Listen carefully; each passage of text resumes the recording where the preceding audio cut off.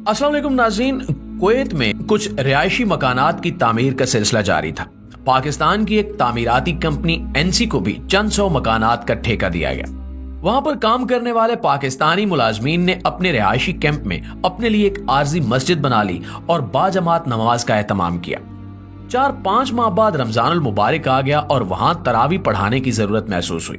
वहां उन पाकिस्तानियों के साथ एक पाकिस्तानी हाफिज कुरान भी मौजूद था, मगर वहां कानून के मुताबिक तरावी पढ़ाने वाले हाफिज साहब हुकूमत से तलब किए जाते हैं। हुकूमत के भेजे हुए हाफिज साहब को किसी वजह से 3-4 रोज की ताखीर हो गई, तो पाकिस्तानी हाफिज ने तरावी पढ़ाना शुरू कर दी।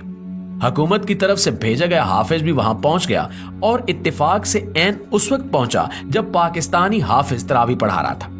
तरावी खत्म हुई तो अरबी हाफिज साहब ने पाकिस्तानी हाफिज को करीब बुलाया और कहा, जिसका तर्जुमा कुछ यूं है कि किसने तुम्हें ये इख्तियार दिया कि तुम हमारी किताब कुरान मजीद से खेल खेलो? क्या तुम इसे एक ही रात में खत्म करना चाहते थे? पाकिस्तानी हाफिज साहब हैरान परेशान होकर इधर उधर तकने लगे। एक पाकिस्तानी जो थोड़ी बहुत अरबी जानता था पास आया और उसने तर्जुमा करके पाकिस्तानी हाफिज को बताया कि अरबी हाफिज क्या पूछ रहा है। पाकिस्तानी हाफिज ने जवाब दिया कि मैंने कौन सी गलती कर दी? क्या तुम लोग कुरान को इस तरह पढ़ते हो जैसे मोटरसाइकिल की फट फट फट फट? और मुझे जरा ये तो बताओ कि तुमको मेरी जुबान समझ नहीं आ रही और तुमने कुरान कैसे याद कर लिया? बोलो, क्या तुमने कुरान में कुरान पढ़ने के असूल नहीं देखे कि कुरान कैसे पढ़ा जाता है? क्या तुमने ये आयत नहीं पढ़ी और हमने कुरान को वक्तन फवक्तन इसलिए उतारा कि तुम मोहलत के साथ इसे लोगों को पढ़कर सुनाओ और इसका मतलब उन्हें ज़हन नशीन कराओ? और फिर एक और आयत क्या तुमने नहीं देखी? सूरह मुज़म्मिल आयत नंबर 4, और कुरान को खूब ठहर ठहर कर पढ़ो। फिर तुम कैसे इस तरह भागम भाग चले जा रहे हो? तुमने कुरान को मुक्तदियों को ज़हन नशीन तो कराया ही नहीं है, तुम इसे एक ही रात में खत्म करने पर तुले नजर आते हो। पाकिस्तानी हाफिज साहब ने टूटी फूटी अरबी में कहा, कसम है या शेख, मैं कुछ नहीं समझा कि आप क्या कह रहे हैं। अरबी हाफिज ने जवाब दिया कि जब तुम कुछ समझते ही नहीं हो तो फिर लोगों के आगे क्यों खड़े होते हो? तुम बहुत तेज रफ्तारी से कुरान पढ़ते हो। ये लोग जो तुम्हारे पीछे खड़े हैं ये सुनते होंगे मगर समझ कुछ भी नहीं रहे होंगे।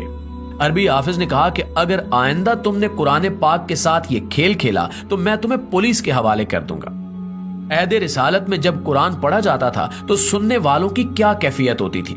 अल्लाह ताला सूरह मायदा आयत नंबर 83 में फरमाता है, और जब ये लोग वो किताब सुनते हैं जो हमने नाजिल की अपने पैगंबर पर, तो इनकी आंखों की तरफ देखो कि कैसे आंसू रवां दवा हैं, इसलिए कि उन्होंने हक बात पहचान ली है।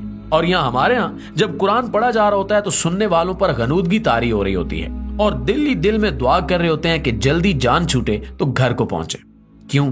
क्योंकि हम समझते ही नहीं हैं कि पढ़ा क्या जा रहा है और कहा क्या जा रहा है। सूरह अल हशर आयत 21।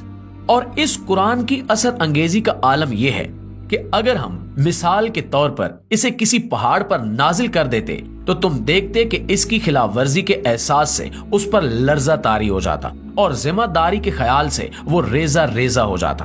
प्यारे दोस्तों, इस सबक आमोज वीडियो को असातिज़ा कराम, हुफाज कुराम, उलमाए हक और बाअमल मशाइख के अलावा खुदारा नई नस्ल के नौजवानों, बाशऊर शहरियों और अपनी अपनी मसाजिद की इंतजामिया और ओहदेदारान तक जरूर पहुंचाइएगा। इंशाल्लाह आपसे मुलाकात होती है अगली वीडियो में। तब तक अपना ढेर सारा ख्याल रखिएगा। अल्लाह निगहबान।